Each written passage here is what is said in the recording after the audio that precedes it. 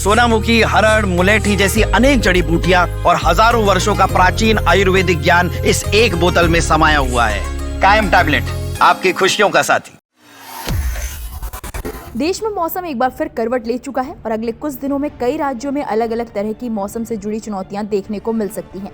अंडमान निकोबार में गरज के साथ तेज बारिश, नॉर्थ ईस्ट में लगातार घना कोहरा और मध्य पूर्व मध्य भारत में कड़ाके की ठंड। मौसम विभाग ने 8 से 13 दिसंबर तक दिनवार चेतावनियां जारी की हैं। आइए दिखाते हैं किन इलाकों में क्या स्थिति रहने वाली है और लोगों को किन बातों का खास ध्यान रखना चाहिए।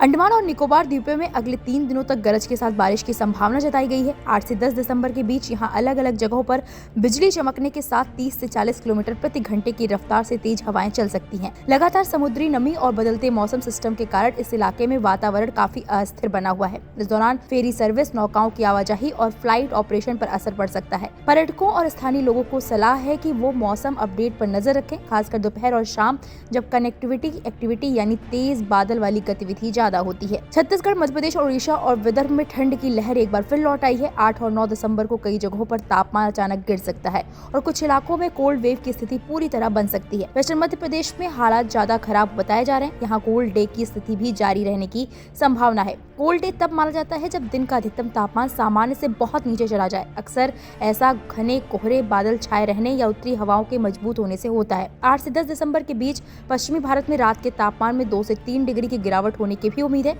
हालांकि 10 दिसंबर के बाद तापमान में ज्यादा बदलाव नहीं दिखेगा। नॉर्थ ईस्ट में लगातार घना कोहरा छाया रहेगा। नॉर्थ ईस्ट में अगले कुछ दिनों तक कोहरा सबसे बड़ी चुनौती रहने वाला है। असम, मेघालय, नागालैंड, मणिपुर, मिजोरम और त्रिपुरा में 8 से 12 दिसंबर तक घना कोहरा छाया रह सकता है। हिमाचल प्रदेश और ओडिशा के कुछ हिस्सों में भी 8 और 9 दिसंबर को कोहरे की संभावना है। कोहरे की वजह से सुबह के समय फ्लाइट, ट्रेन और बस सेवाओं पर बड़ा असर पड़ सकता है। गुवाहाटी, इम्फाल और अगरतला जैसे बड़े एयरपोर्ट पहले भी कोहरे में प्रभावित होते रहे हैं और इस बार भी देरी और कैंसिलेशन की आशंका बनी हुई है। यात्रियों को सलाह है कि वो यात्रा से पहले अपडेट चेक करें और थोड़ी अतिरिक्त समय की योजना बनाएं। बंगाल की खाड़ी के दक्षिण पश्चिम और दक्षिण पूर्व हिस्से में 8 दिसंबर को 35 से 45 किलोमीटर प्रति घंटे हवाएं चल सकती हैं, जो बढ़कर 55 किलोमीटर प्रति घंटे तक पहुंच सकती हैं। 9 और 10 दिसंबर को तेज हवाओं का असर तमिलनाडु और श्रीलंका के तटीय इलाकों पर भी पड़ने की संभावना है। ये हवा मन्नार की खाड़ी और कोमिरन क्षेत्र तक फैलेगी। उसके बाद 11 दिसंबर को हवाओं का रुख थोड़ा बदलेगा और कोमोरिन के साथ साथ मालदीव के पास समुद्री इलाकों पर असर होगा। ये हवाएं खासतौर पर मछुआरों के लिए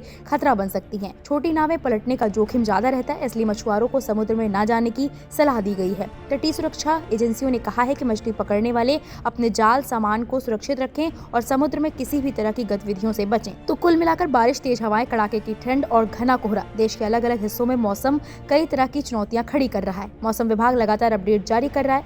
हमारी सलाह है कि आप भी अपनी यात्रा और रोजमर्रा की गतिविधियों की प्लानिंग मौसम को ध्यान में रखकर ही करें।